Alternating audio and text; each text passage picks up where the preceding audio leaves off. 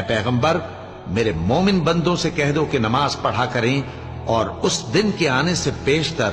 جس میں نہ اعمال کا سودا ہوگا اور نہ دوستی کام آئے گی ہمارے دیے ہوئے مال میں سے پوشیدہ اور علانیہ خرچ کرتے رہیں۔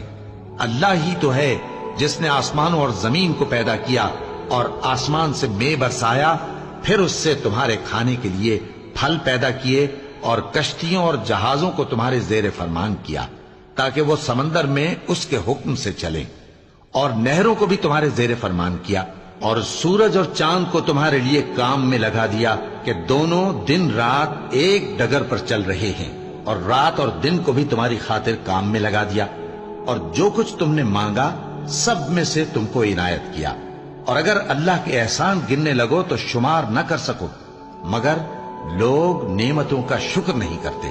کچھ شک نہیں کہ انسان بڑا بے انصاف ہے،